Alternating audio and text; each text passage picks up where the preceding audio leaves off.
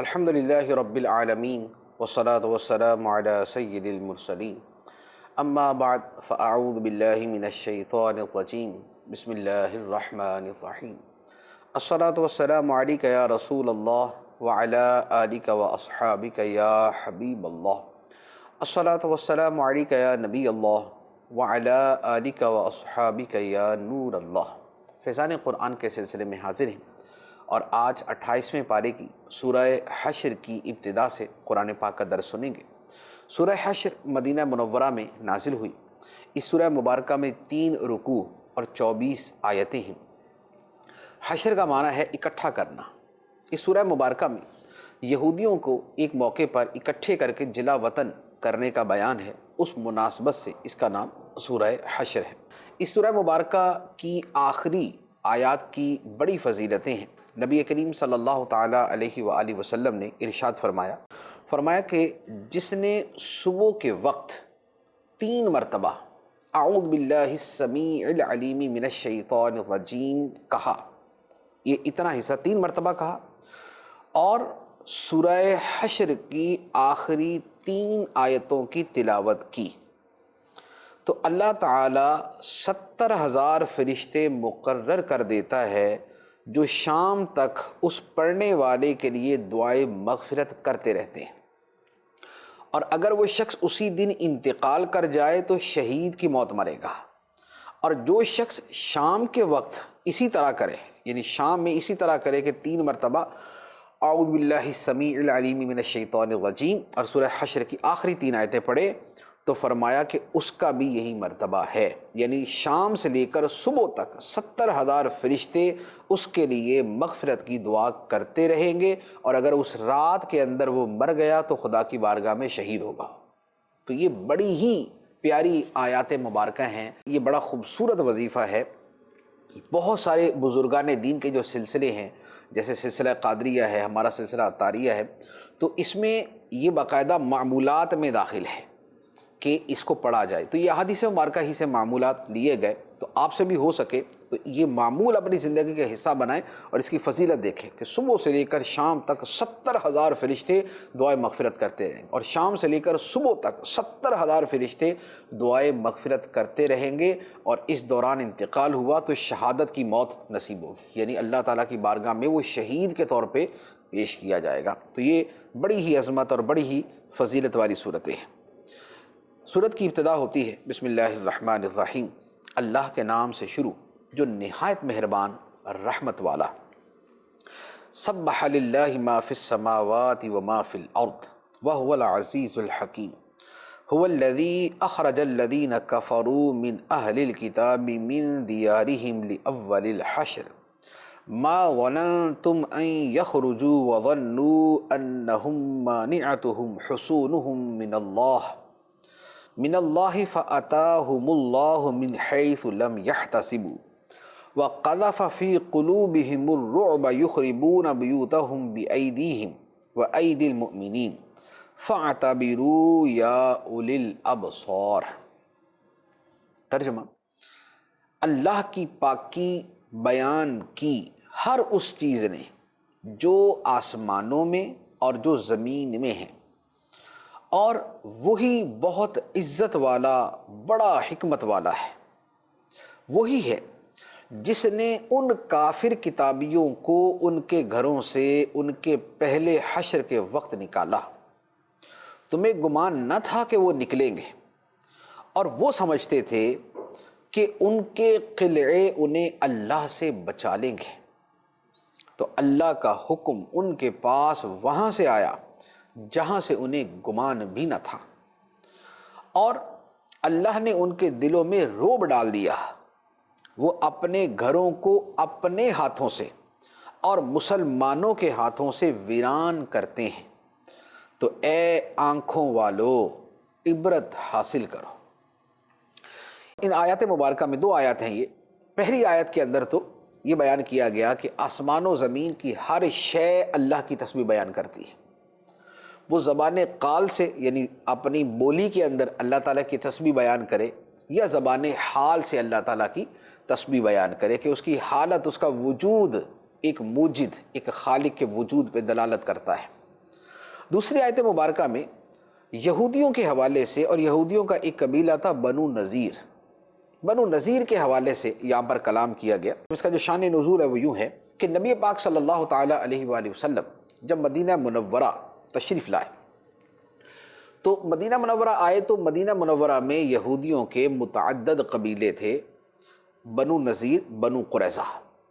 بنو نذیر قبیلے نے نبی پاک علیہ الصلوۃ والسلام کے ساتھ یہ وعدہ کیا تھا، یہ عہد کیا تھا، یعنی معاہدہ کیا تھا کہ ہم آپ سے جنگ نہیں کریں گے اور نہ آپ کے ساتھ ہو کر کسی اور سے لڑائی کریں گے، یعنی ہم ایک سائیڈ پہ رہیں گے، ہم نہ آپ کے خلاف لڑائی کریں گے نہ آپ کے ساتھ مل کر کسی اور سے لڑائی کریں گے۔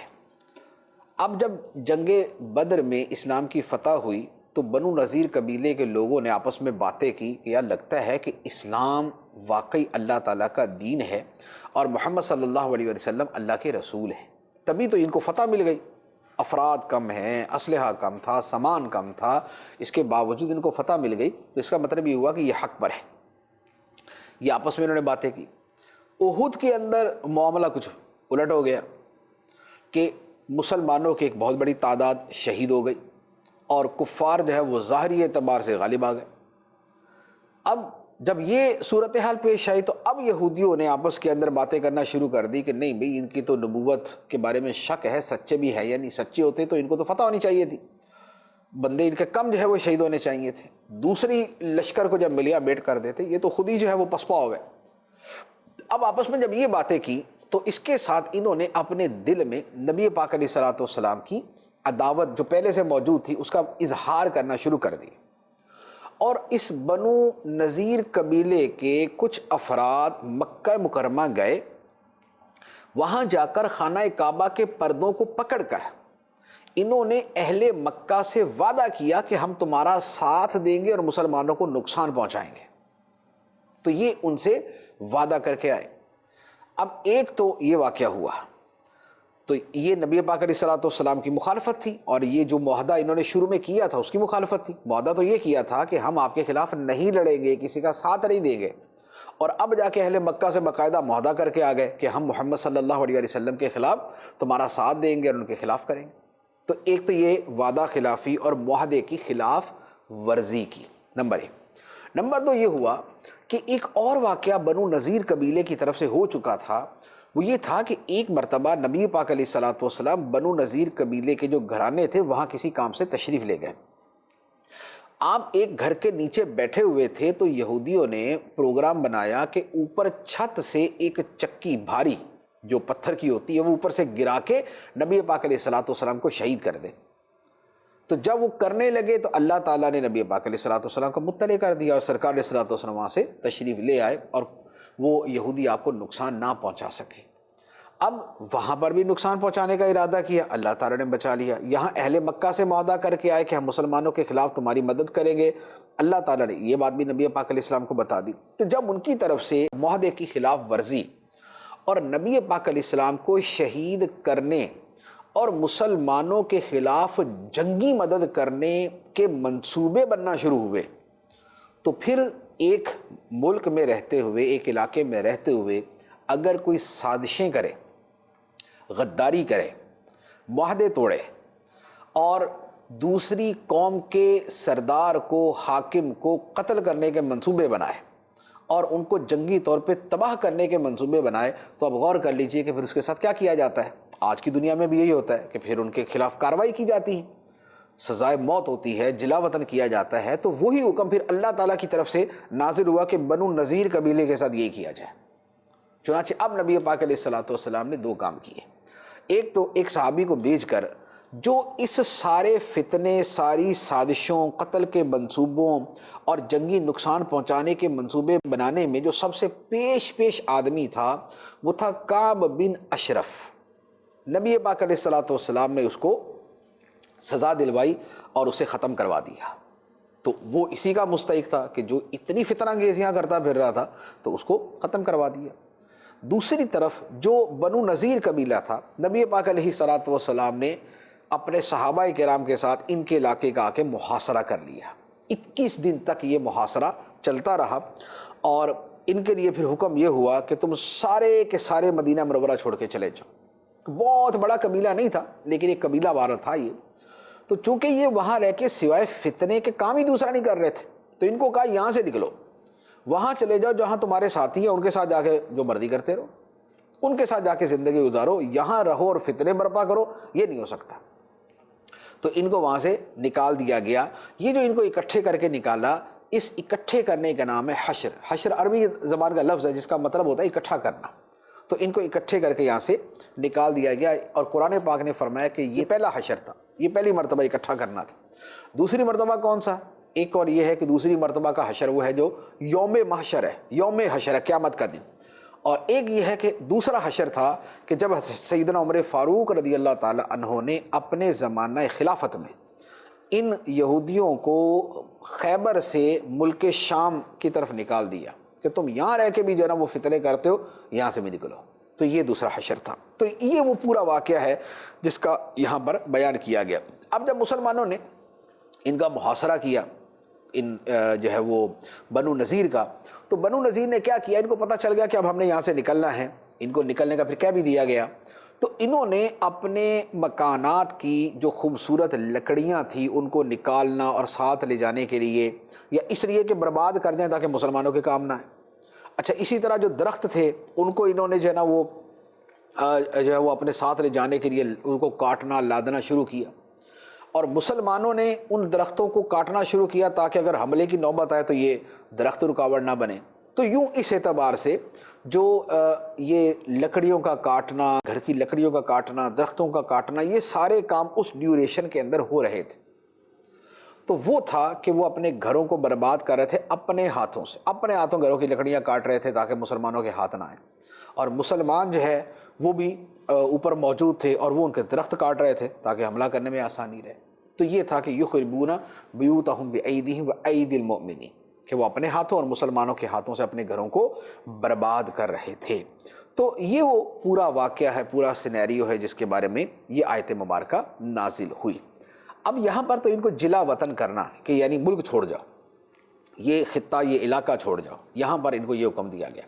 اب آگے اللہ تعالیٰ فرماتا ہے وَلَوْلَا أَن كَتَبَ اللَّهُ عَلَيْهِمُ الْجَلَاءَ لَعَذَّبَهُمْ فِي الدُّنْيَا وَلَهُمْ فِي الْآخِرَةِ عَذَابُ النَّارِ ذَلِكَ بِأَنَّهُمْ شَاقُّوا اللَّهَ وَرَسُولَهُ وَمَن يُشَاقِّ اللَّهَ فَإِنَّ اللَّهَ شَدِيدُ الْعِقَابِ۔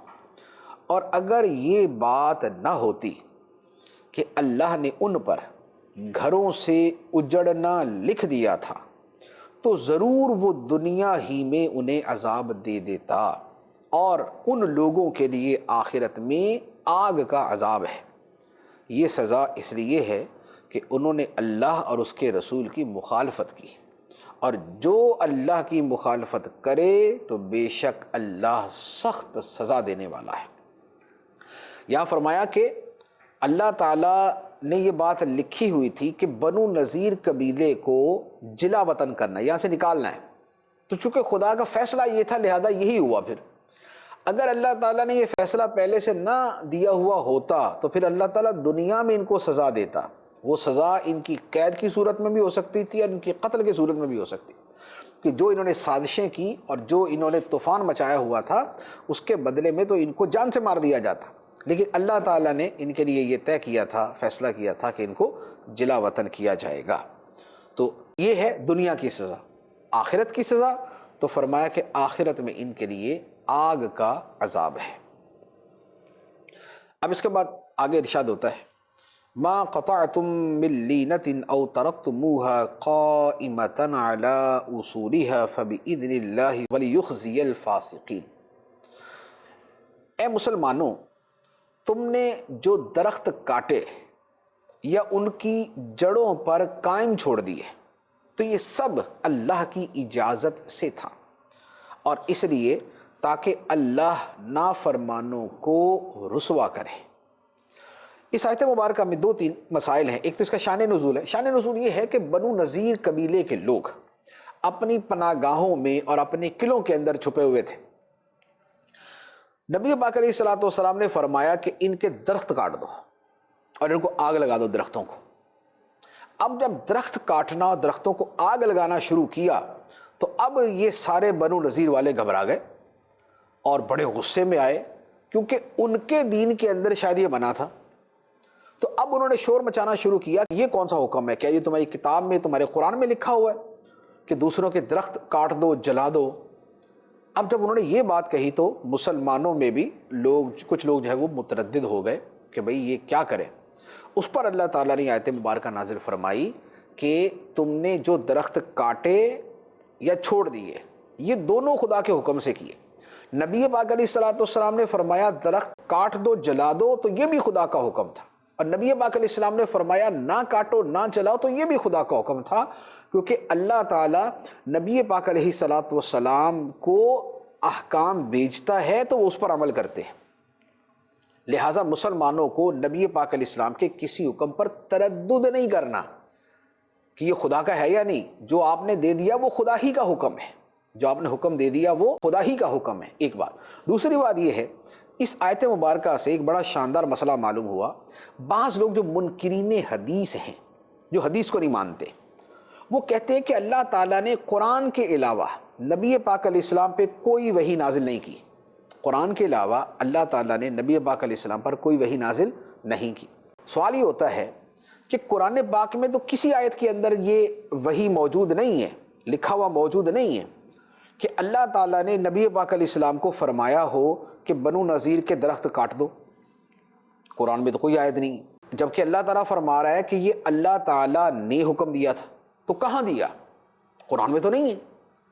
اللہ تعالیٰ فرما رہا ہے کہ اللہ تعالیٰ نے حکم دیا فَبِإِذْنِ اللَّهِ، یہ اللہ کی اجازت سے ہے۔ تو وہ اجازت کہاں ہے قرآن پاک کے اندر؟ کہیں بھی نہیں۔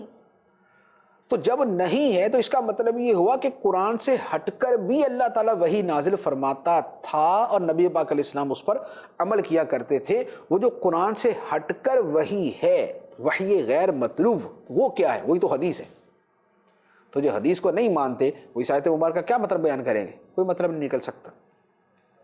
اب اس کے بعد جو ہے وہ اگلی آیت، اب آگے ارشاد ہوتا ہے وَمَا أَفَاءَ اللَّهُ عَلَى رَسُولِهِ مِنْهُمْ فَمَا أَوْجَفْتُمْ عَلَيْهِ مِنْ خَيْلٍ وَلَا رِكَابٍ وَلَكِنَّ اللَّهَ يُسَلِّطُ رُسُلَهُ عَلَى مَنْ يَشَاءُ وَاللَّهُ عَلَى كُلِّ شَيْءٍ قَدِيرٌ، اور اللہ نے اپنے رسول کو ان لوگوں سے جو غنیمت دلائی، تو اے مسلمانوں تم نے اس مال غنیمت پر نہ اپنے گھوڑے دوڑائے تھے اور نہ اونٹ۔ ہاں، اللہ اپنے رسولوں کو جس پر چاہتا ہے غلبہ دے دیتا ہے، اور اللہ ہر شے پر خوب قادر ہے۔ اس آیت مبارکہ کا شان نزول یہ ہے کہ جو مال غنیمت یعنی مال فے جو ہے وہ بنو نذیر قبیلے سے ملا، وہ تو سب چھوڑ کر چلے گئے، اب ان کے گھر وہاں پر باقی تھے، جو ان کا بچا کچا سامان تھا وہ باقی تھا، تو وہ مسلمانوں میں تقسیم کرنا تھا۔ اب اس کو تقسیم کیسے کیا جائے؟ تو اللہ تعالیٰ نے اس کے بارے میں ارشاد فرمایا کہ وہ مال غنیمت اللہ تعالیٰ نے اپنے رسول کو دیا، اپنے رسول کو دیا۔ اے مسلمانوں تم نے کوئی حملہ کر کے، کوئی مشقت کر کے، کوئی قتل و غارت کر کے وہاں فتح حاصل نہیں کی، لہذا اللہ تعالیٰ نے وہ سب اپنے رسول کو دیا۔ اب رسول اس کو تقسیم فرمائیں۔ ایسا نہیں تھا کہ نبی پاک علیہ الصلوۃ والسلام نے معاذ اللہ سارا مال اپنے پاس رکھ لیا۔ سرکار تو اپنے گھر کے اندر چند جو کے سوا رکھتے ہی کچھ نہیں تھے۔ نبی پاک علیہ الصلوۃ والسلام کے پاس تو جو آتا دوسروں کو دے دیتے تھے، جو آتا دوسروں کو دے دیتے تھے۔ چند جوڑے، تھوڑی سی کھجوریں گھر کے اندر، تھوڑے سے جو، ایک سادہ سی چٹائی، یہ نبی پاک علیہ الصلوۃ والسلام کے گھر کی کل کائنات تھی۔ تو اللہ تعالیٰ نے جو آپ کو دیا تو وہ یوں نہیں تھا کہ معاذ اللہ گھر کے اندر جو ہے اس کا ڈھیر لگا دیا، نہیں، یوں دیا کہ اختیار اپنے محبوب علیہ الصلوۃ والسلام کو دے دیا، جس کو چاہیں عطا فرما دے۔ پھر نبی پاک علیہ الصلوۃ والسلام نے اس کے مطابق تقسیم بھی فرمایا کہ آپ نے وہ سارے کا سارا مال مہاجرین کو دے دیا تھا، کیونکہ مہاجرین مکے میں اپنے گھر چھوڑ کے آئے تھے، اپنے سامان، اپنا تجارت، اپنا کاروبار، اپنا مال سب چھوڑ کے آئے تھے۔ تو نبی پاک علیہ الصلوۃ والسلام نے وہ سارے کا سارا مال مہاجرین میں تقسیم کر دیا تھا۔ انصار میں صرف 3 افراد تھے جو بڑے حاجت مند تھے، ان 3 کو آپ نے مال عطا فرمایا تھا۔ تو اللہ تعالیٰ نے فرمایا کہ اللہ تعالیٰ اپنے رسولوں کو جس پر چاہتا ہے غلبہ عطا فرما دیتا ہے۔ اب اس کے بعد آگے ارشاد ہوتا ہے ما افاء اللہ علی رسولہ من اہل القری فللہ وللرسول ولذی القربى والیتامى والمساکین وابن السبیل کی لا یکون دولة بین الاغنیاء منکم وما آتاکم الرسول فخذوہ وما نہاکم عنہ فانتہوا واتقوا اللہ ان اللہ شدید العقاب۔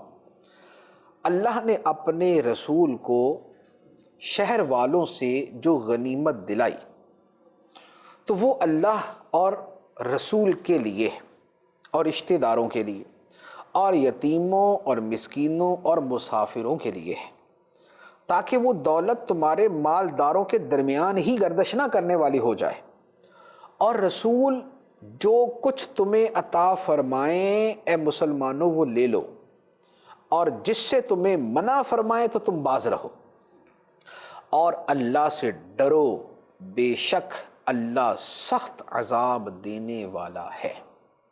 اس آیت مبارکہ میں ایک نہیں کئی احکام بیان ہوئے۔ پہلی بات تو ارشاد فرمائی کہ اللہ تعالیٰ نے اپنے رسول کو جو مال غنیمت عطا فرمایا وہ کس کے لیے ہے؟ شہر والوں سے جو مال غنیمت عطا فرمایا کہ وہ اللہ کے لیے، رسول کے لیے، رشتہ داروں کے لیے، مسکینوں کے لیے، یتیموں کے لیے۔ اس سے کیا مراد؟ بعض مفسرین نے تو یہ فرمایا کہ وہ جو بنو نذیر قبیلے سے مال فے ملا تھا، اس آیت میں اسی کی تفصیل بیان کی گئی کہ وہ مال کیسے تقسیم کرنا ہے۔ تو وہ مال کیسے تقسیم کرنا ہے اللہ تعالیٰ نے اس کا بیان فرمایا کہ وہ مال اللہ کے لیے ہے، جو اللہ کے لیے، وہ اللہ کے نبی کے لیے، رسول کے لیے ہے، رسول کے رشتہ داروں کے لیے، بنو ہاشم اور بنو مطلب کے لیے ہے، یتیموں کے لیے، مسکینوں کے لیے اور مسافروں کے لیے۔ تو بعد نے فرمایا کہ بنو نذیر قبیلے سے ملنے والا مال فے یہ اس کی تفصیل ہے، اور بعد مفسرین نے یہ فرمایا کہ مطلق مال غنیمت کا یہ حکم بیان کیا گیا، وہ جو 10ویں پارے کے شروع میں جو سورہ انفال کے اندر جو بیان کیا گیا ہے کہ وَاعْلَمُوا أَنَّمَا غَنِمْتُم مِّن شَيْءٍ، تو وہاں پر جو مال غنیمت اور خمس کے احکام بیان کیے گئے، تو یہ بیسیکلی انہی احکام کا یہاں پر اعادہ ہے، اور وہی احکام یہاں پر بیان کیے گئے کہ جو مال ملے اس کو اس انداز میں تقسیم کیا جائے۔ اچھا، اب وہ کیسے تقسیم کرنا ہے؟ زمانہ جاہلیت میں دستور یہ تھا کہ جتنا مال غنیمت ملتا، جیسے مثال کے طور پہ 1 کروڑ روپے کا سامان جو ہے وہ دشمن بھاگ گیا اور ان کا پیچھے بچا ہوا مل گیا، تو اب یہ تو نہیں نا کہ ان کو واپس دینے جانا ہے کہ جناب آپ کا سامان رہ گیا پیچھے لے لیجئے، تو جو بچ گیا اب وہ تقسیم کرنا ہوتا تھا۔ تو اب 1/4 مال سردار لیا کرتا تھا، جو قوم کا سردار ہوتا تھا وہ 1/4 مال لیا کرتا تھا، بقیہ قوم کے لیے چھوڑ دیتا کہ اب یہ باقی تقسیم کر لیں۔ اب ان میں کیا ہوتا، آپ کو پتہ ہے کہ امیر ہمیشہ ہی پاور میں ہوتے ہیں، پیسے والے ہمیشہ طاقت میں ہوتے ہیں، تو وہ جو باقی مال ہوتا وہ بھی امیر لوگ زیادہ لے لیتے اور غریب پھر اس میں پیچھے رہ جاتے۔ جیسے آج بھی ہوتا ہے کہ اگر ایک اسکیم نکلے کہ جناب یہ اسکیم نکلی ہے، جس نے لینا لے لے، تو پیسے والے اپنی سفارش چلا کے، رشوت کا دے دلا کے اکثر و بیشتر مال کے اوپر قبضہ کر لیں گے، بھلے وہ غریبوں کے لیے ہی ہو، اور غریب بیچارے دھکے کھاتے رہیں گے در در جا کے، اور ان کو ملے گا کچھ بھی نہیں۔ تو یہ ہمیشہ سے چلتا آیا۔ تو یہ جو کرپشن تھی یہ عام طور پہ امیر کیا کرتے تھے۔ اللہ تبارک و تعالیٰ نے اپنے پیارے حبیب علیہ الصلوۃ والسلام کو اس کا ایک پورا طریقہ عطا فرما دیا اور اس کا مقصد بیان کر دیا۔ اب صحابہ کرام نے عرض کی کہ یا رسول اللہ آپ بھی حسب معمول یعنی زمانہ جاہلیت کے طریقے کے مطابق 1/4 مال آپ لے لیں، باقی ہم آپس میں تقسیم کر لیتے۔ اللہ تعالیٰ نے اس کا رد کیا، نہیں، وہ جو تھا نا کہ سردار جو ہے وہ 1/4 لے لے اور باقی قوم کو، ایسا نہیں ہوگا۔ طریقہ کیا ہوگا؟ طریقہ اللہ تعالیٰ نے فرمایا کہ نبی پاک علیہ الصلوۃ والسلام کو تقسیم کا اختیار دیا اور اس کا طریقہ بتا دیا، یتیموں میں، مسکینوں میں، بنو ہاشم بنو مطلب میں، اور نبی پاک علیہ الصلوۃ والسلام کو دیا جائے، اور پھر جو لشکر ہے اس میں ان کے مخصوص انداز کے اندر اس کو بھی تقسیم کیا جائے گا، جیسے گھوڑے والے کو دگنا ملے گا، سواری والے کو دگنا ملے گا، بغیر سواری والے کو سنگل ملے گا، پھر اس کی آگے پوری تفصیل ہے۔ لیکن خلاصہ کلام یہ ہے کہ اللہ تعالیٰ نے وہ طریقہ ختم کر دیا کہ جو سردار اپنی موجیں کر لے، پیسے والے اپنے جناب لے لے کے بھاگ جائیں، اور غریب بیچارے جائے وہ منہ تکتے رہ جائیں۔ اللہ تعالیٰ اس طریقے کو ختم کر دیا، امیر و غریب دونوں کو دیا جائے گا، اور دونوں کے خاص طریقے کے مطابق دیا جائے گا۔ اور اس کا مقصد کیا ہے؟ اللہ اکبر، اللہ تعالیٰ نے کتنا پیارا مقصد بیان فرمایا، ارشاد فرمایا کئی لا یکون دولتم بین الاغنیاء منکم، ایسا نہ ہو کہ مال و دولت تمہارے پیسے والوں کے درمیان ہی گھومتا رہے، جو پیسے والا ہے وہی پیسے والا رہے گا، اس کا پیسہ بڑھتا جائے گا، وہ امیر سے امیر تر ہوتا جائے گا، غریب کا ستیہ ناس، غریب کو کچھ نہیں ملے گا، بھوکا مرے گا، نہ اس کا علاج ہوگا، نہ اس کی تعلیم ہوگی، نہ اس کے گھر کا خرچہ چلے گا، نہ اس کے گھر کی روٹی بنے گی۔ اللہ تعالیٰ فرمایا ایسا نہیں، کئی لا یکون دولتم بین الاغنیاء منکم، جو دولت ہے وہ تمہارے مالداروں میں گردش نہ کرتی رہے، اس دولت کی تقسیم کا وہ انداز ہو کہ کوئی بھوکا نہ مرے، کوئی غربت میں نہ مرے، یتیم اپنی یتیمی کی وجہ سے زندگی کی بنیادی ضروریات سے محروم نہ رہے، ہر ایک کو اس کا حق دیا جائے، ہر ایک کو زندگی کے بنیادی حقوق دیے جائیں، جو اس کی ضروریات زندگی ہیں وہ پوری کی جائیں۔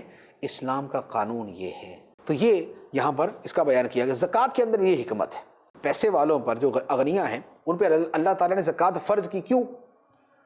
اگر فرض نہ ہو تو جو 1000 بندہ دیتا ہے ان میں 5 بندے رہ جائیں گے دینے والے، لیکن ان 1000 آدمیوں پر اگر 1000 مالدار ہیں تو 1000 پر ہی فرض ہے غریبوں کو زکوٰۃ دو، کیوں؟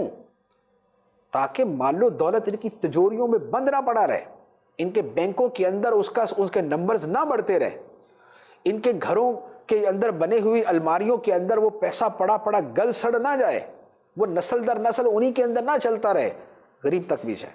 تو یہ اللہ تعالیٰ کے احکام ہیں، لیکن یہاں پر اعتدال کی بھی بڑی ضرورت ہوتی ہے۔ اعتدال کی وہ کیا؟ وہ بھی نہیں ہے کہ سوشلزم اور کمیونزم کے نام پہ امیروں کے پیسے ان کی گردنیں توڑ کے مروڑ کے سارے لے لیے جائیں، کہ نہیں جناب سب کو برابر کر دو۔ یہ بھی حماقت پرلے درجے کی ہے کہ امیر غریب سب کے پاس ایک ہی طرح کا پیسہ ہونا چاہیے، سب برابر مزدوری کریں، سب کو برابر پیسہ ملے۔ یہ بھی باطل ہے، مردود ہے۔ یہ کمیونزم، سوشلزم، یہ سب باطل ہے۔ یہ اسلام کے اندر اس کی کوئی صورت نہیں، کوئی گنجائش نہیں اس کی۔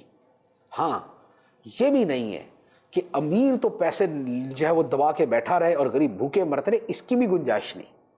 اعتدال، جو محنت کرتا ہے، کماتا ہے، ذہانت استعمال کرتا ہے، قوت بازو صرف کرتا ہے، تو اس کو جو اس کا صلہ بنتا ہے اس کو ملے۔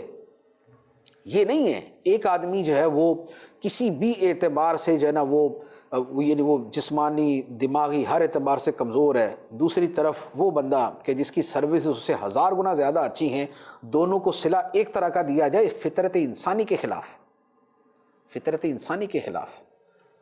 ایک آدمی دنیا کا اتنا بڑا سائنسدان ہو اور دوسرے کو گھر کی جو ہے موٹر کا بٹن صحیح نہ کرنا آتا ہو اور کہا جائے کہ نہیں دونوں برابر ہیں، دونوں کو ایک طرح کا معاوضہ دیا جائے، یہ پاگل بن کے علاوہ کچھ نہیں ہے۔ لہٰذا سوشلزم، کمیونزم وہ بھی باطل، اور دوسری طرف وہ کہ امیر ہی پیسے لے کے بیٹھے رہے، کیپٹلزم جیسے کہا جاتا ہے، سرمایہ دارانہ نظام جیسے کہا جاتا ہے، وہ بھی باطل۔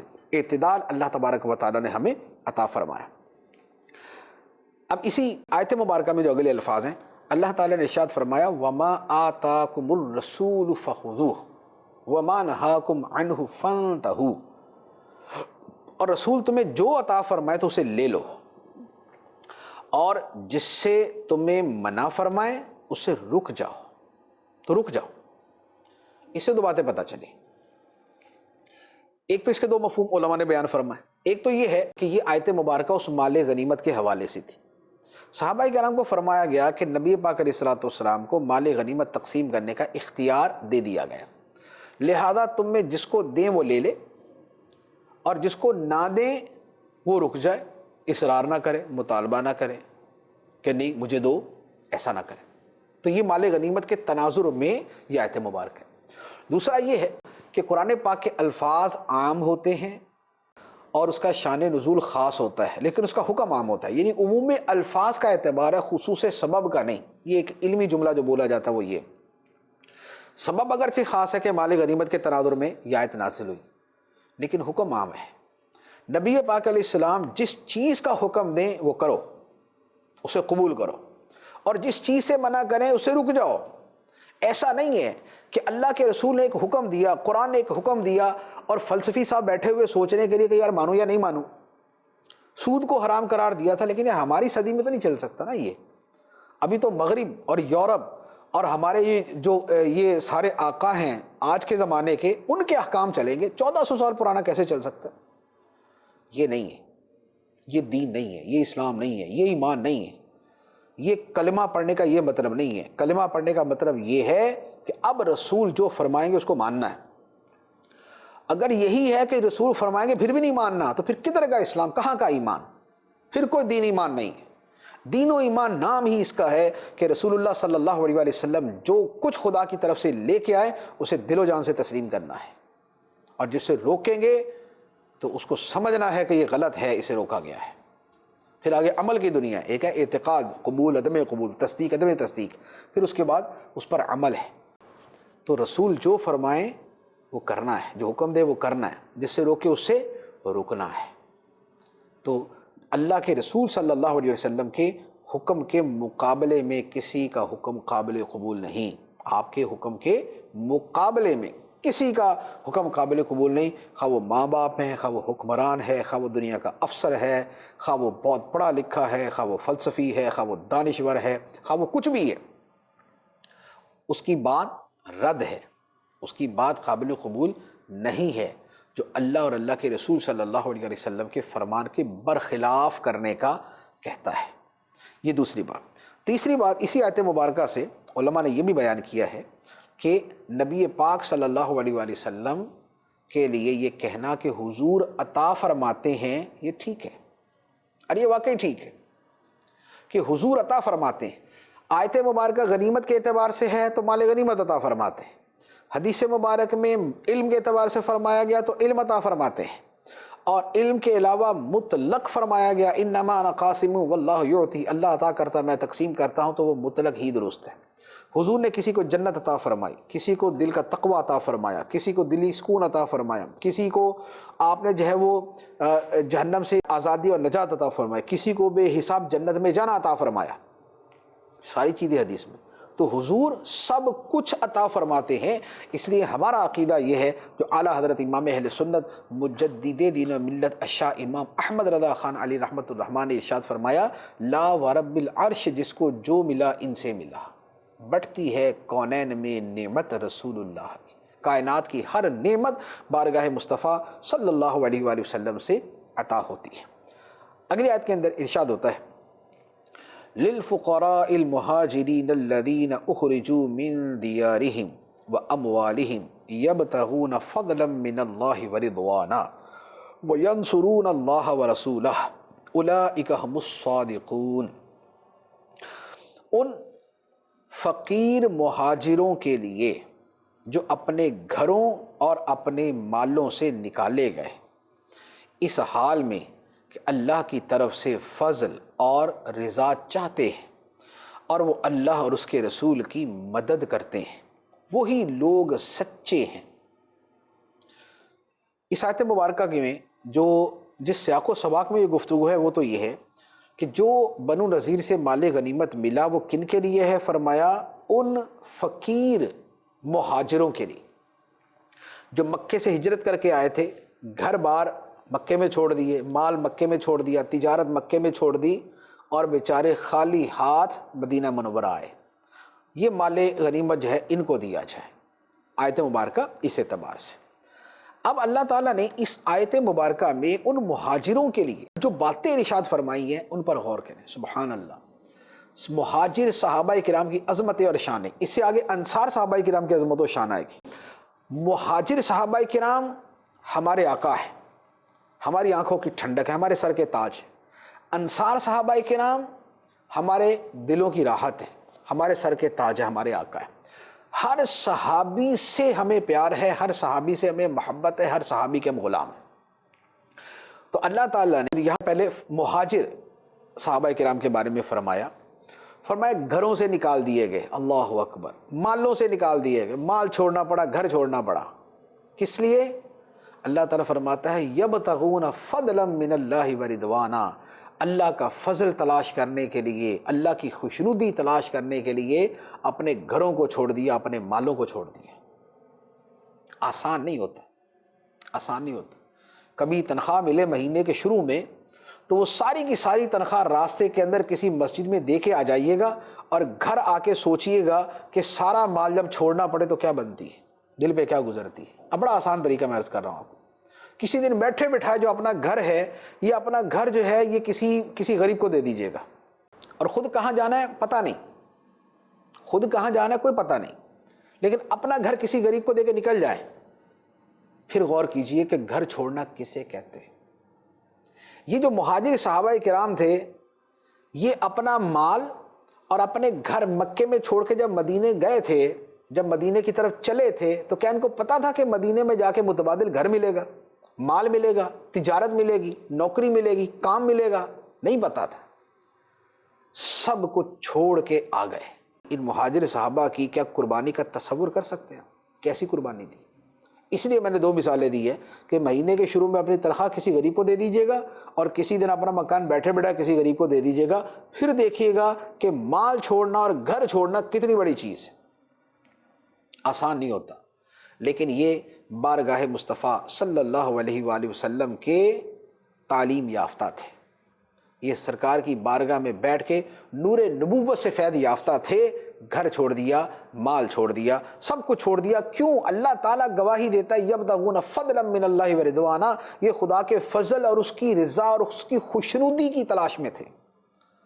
اللہ کی رضا کی تلاش میں گھر چھوڑ دیے، مال چھوڑ دیے، اور فرمایا اللہ اور اللہ کے رسول کی مدد کرتے ہیں۔ اللہ اکبر، اللہ کی مدد کرتے ہیں۔ اللہ کی کیا مدد کرتے ہیں؟ اللہ تعالیٰ تو بے نیاز بے پرواہ ہے۔ اللہ کے رسول کی مدد کرتے ہیں، وہ خدا کی مدد ہے۔ مدد خدا کے رسول کی کرتے ہیں۔ اللہ تعالیٰ فرماتا ہے خدا کی مدد کرتے ہیں۔ یہ مصطفیٰ کریم صلی اللہ علیہ وآلہ وسلم کی عظمت اور قرب ہے خدا کی بارگاہ میں، اور انہی صحابہ کا مرتبہ ہے کہ اللہ تعالیٰ ان کے بارے میں فرماتا ہے کہ یہ خدا کی مدد کرتے ہیں، خدا کے رسول کی مدد کرتے ہیں، اور فرمایا یہ سچے ہیں۔ اب یہ ہیں کون؟ کسی دن مہاجر صحابہ کی لسٹ بنا لیجئے گا۔ پہلے نمبر پہ جو ذہن میں آئیں گے وہ آئیں گے صدیق اکبر رضی اللہ تعالیٰ عنہ، کیونکہ سرکار کے ساتھ تو انہوں نے ہجرت کی تھی۔ عمر فاروق ہجرت کی، عثمان غنی رضی اللہ تعالیٰ نے ہجرت کی، حضرت علی ہجرت کی۔